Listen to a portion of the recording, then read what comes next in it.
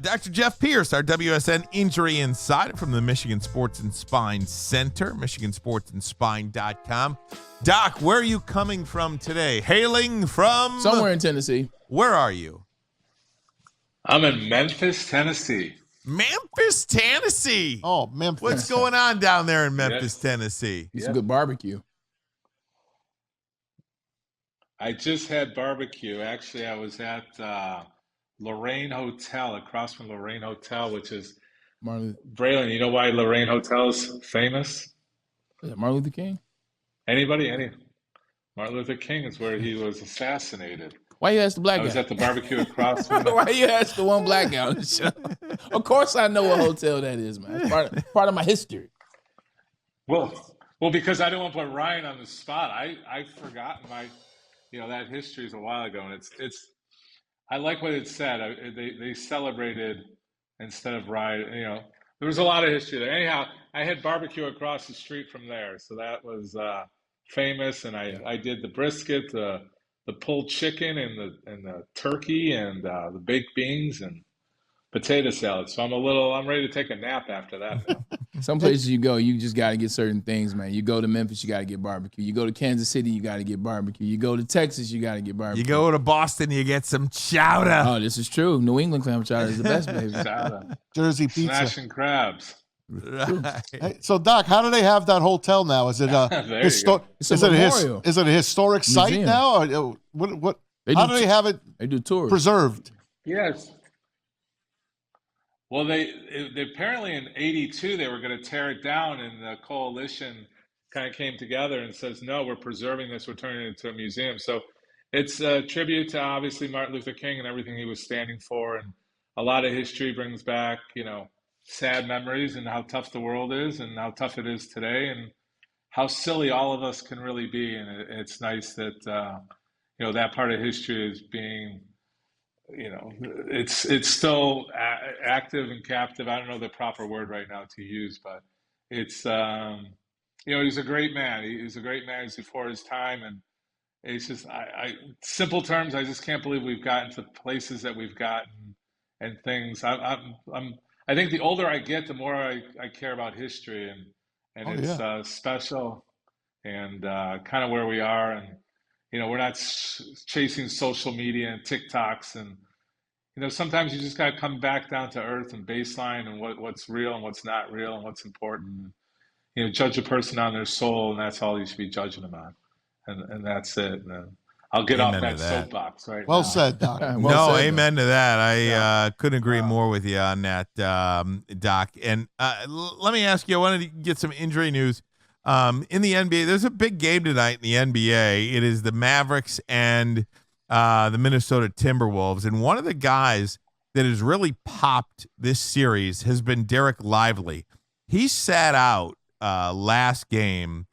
He was present at the shoot-around today. No word yet on if he will play or not, but apparently he's got a neck contusion. He's got a stiff neck, a neck strain. I don't know. Wasn't he? Go ahead. Was he questionable concussion symptoms too? Is that what that is? Was he questionable concussions? Yes. Well, headaches and concussions also were some of it, I heard. Yes. So anything involving the neck, there is a concern with the concussion. Yes. No, I don't want to throw concussion out there. I heard something that wasn't confirmed, but the neck strain, which can lead to tightening of where the head comes into the neck. Okay, it's the occipital cervical. It's where the back of the head meets the neck, and that's a key area to have stress headaches, tension, and I think they're just softly calling it a neck strain. Typically, with my team, we work that out pretty aggressively. Sometimes we actually do injections into the area to get them going. So I cut you off before you actually asked your whole question. Was it? Well, I believe he's out or what? Well, no, he's he was out in game 4. Today he was at the shoot around. He took a knee to the head, a knee to the neck. That's a concussion. A knee to the neck, and that's where the sprain came in. I guess I just don't know how quickly something like that would, he's a guy who plays with his head on a swivel, right? I mean, he's a high flyer out there. He plays at the rim. Is that something that you think somebody could play through? Absolutely. I mean, like I always talk about the locker room cocktail.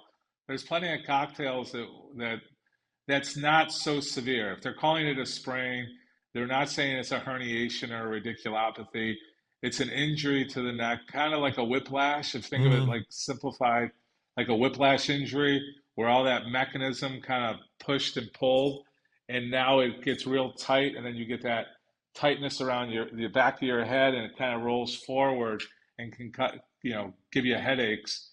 And typically, a good trainer, therapist, we do a lot of dry needling and stuff like that. We will do injections. I mean, unless it's really something unusual, he should be, not playing at 100%, but at least functional to get out there for good minutes in the game. If he was under Michigan Sports and Spine Care, I could guarantee that. With them, I'm not so sure. No, because I don't see that as a limiting factor in a game like today. I always talk about, the importance of the game. And right now, the Timberwolves are back against the wall kind of attitude. You need your best guys out there. So, it's Minnesota. They got Mayo Clinic up there. They should be run. We just lost Dr. Pierce. He'll pop back. Let's see if he pops back up. There he is. There he is. Doc, you there? Sorry. All right. I'm here. We thought you nodded off. That. We thought you took a nap. The barbecue. I gotta get my energy drink going. I gotta get my exosomes going. But I think under our care, I would say he should be playing. Is he gonna be 100%? No, but he's not gonna be like 50, 60%. The guy should be in there. It's that mental toughness again we got to talk about. That's right. He's a younger player speaking as of well. X's, yeah, it's funny. I was going to go on a side note. I got a call from my trainer, my guy who trains. He works on Guns N' Roses. Calls me up yesterday. Told me he tore his Achilles, and he, we talked about exosomes and peptides and all that regenerative stuff. About with him. I know we talk about it, but he's living it firsthand. He tore his Achilles, Jordan out there, and he says he's recovering twice as fast. So a little insight to that locker room cocktail that we're using on our own people right now. That's awesome. Doc, two quick questions. One, you just brought up Achilles, so it made me think about a guy in Aaron Rodgers is coming back this season. We've already asked you about him coming back and blah, blah, blah. What are the chances, the real chances? You're talking about a guy that'd be 40 when the season starts, tore his Achilles last year around this time when the season started. What are the chances he gets hurt again? Because you wonder about the training, you wonder about the field turf, you're wondering about the special type of procedure that he had. What are the realistic chances that he can go out there and get injured again and the Jet season's off or not? Well, come on, he's still 40 years old now? 40. How old is it? He's 40. I believe he came in, and nobody's going to quote me, and I didn't firsthand. I've never met Aaron, but he has a little persona that he's bigger than everything. I think he got humbled by this. I think he's got something to prove. I think he's training and doing everything to keep him as healthy as possible. Will he have another Achilles issue? Probably not. Is he at risk for an injury? He's a 40-year-old guy trying to play a young man's sport. So just on that level, with or without the Achilles, he's at risk. But I guarantee you, this guy, he's got a little bit of a chip on his shoulder. He's coming in probably as strong as he's ever played the game. That's what I think, because he's got that attitude and that arrogance to say I'm that good.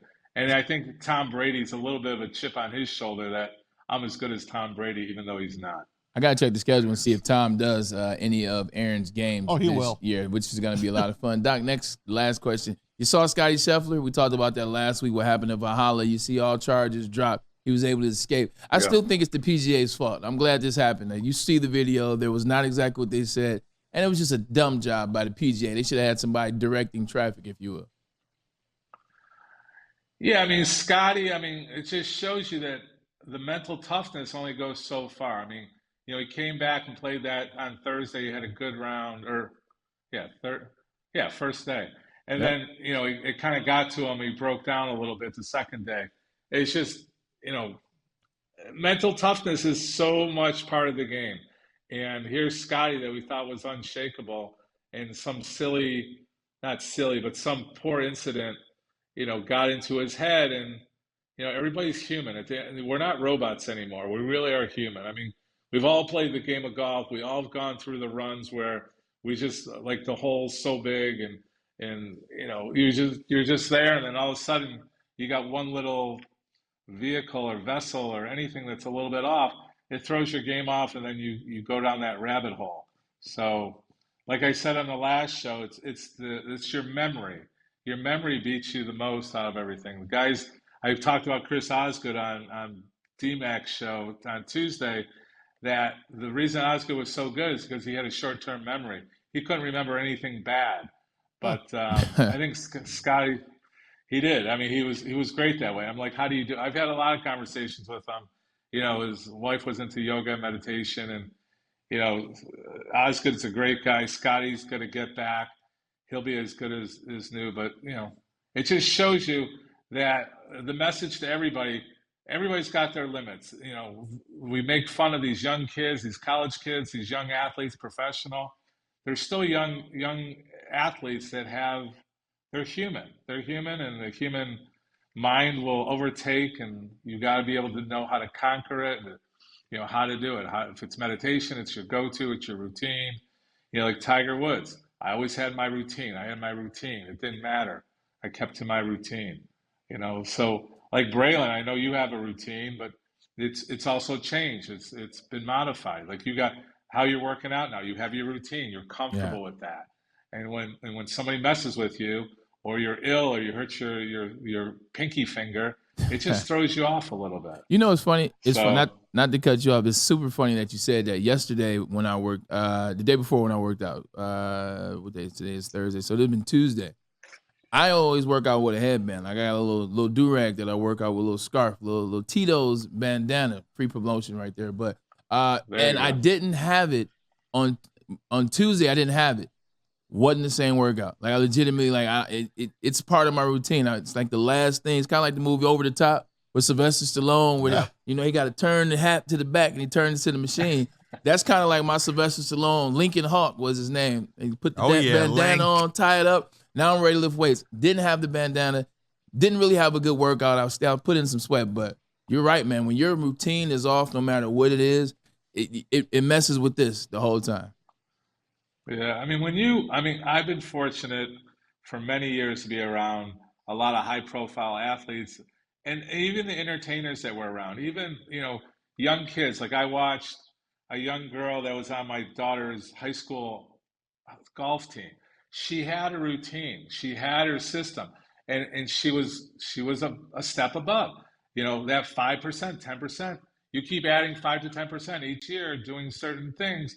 You're way ahead in 5 to 10 years. That's the difference between athletes with talent, athletes that really go to the next level. I can pull a lot of examples up, but I'll bore you. But I mean, you know what I mean. It's that routine. It's the routine of life. Ryan, I'm sure you have a routine before you go on the show. This is what I do. I got entertainers that I shut down at this time. I take my nap at this time. I want to do my voice exercises at this time.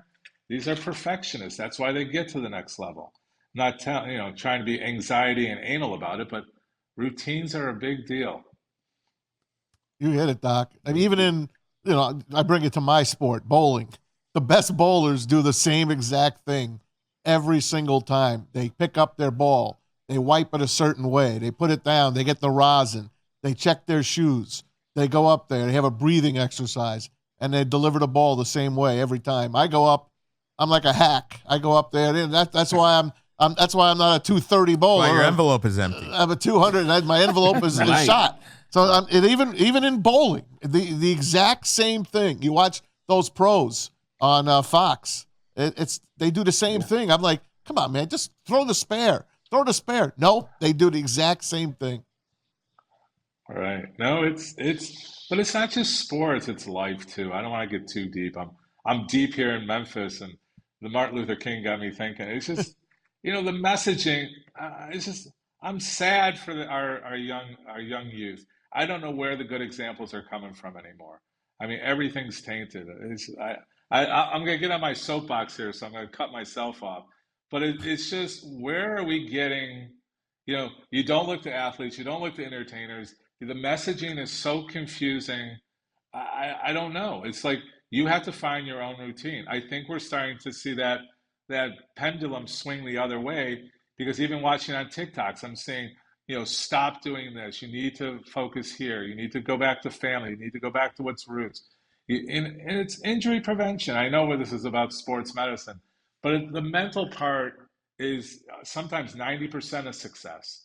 And I said it on DMAC's show on Tuesday, that the attitude of I am this, I am that, the positive messaging has to be, and you have to believe in yourself. The most successful people in the world are people that with a positive attitude. And it just we talked about Bill Walton, how he came back from terrible injuries. Sad week for the NBA alumni with him, but that guy is a great example of his glass was always half full. He was a goofball. He was crazy. Like when he would come into our alumni meetings and at All-Star games, we would see, like I told the story of that, we'd be with Dr. J and Clyde and Gervin, and Walton would go in, he'd make some funny comment, come in and have a 5-minute presence, and then he'd leave, and all of them would be like, man, like Gervin always goes, Doc, that guy ain't right. He just ain't right. And it's just funny stories, and everybody awesome. had a story about him. But there's a great example of a guy who always played with a glass half full, and he had his morals and his soul, and he played that way, and he proved it. That's a great story, man. Great story. I love Bill Walton. All those injuries he came back from, a lot of guys would never have come back from. No doubt. He really had it going, man. No doubt.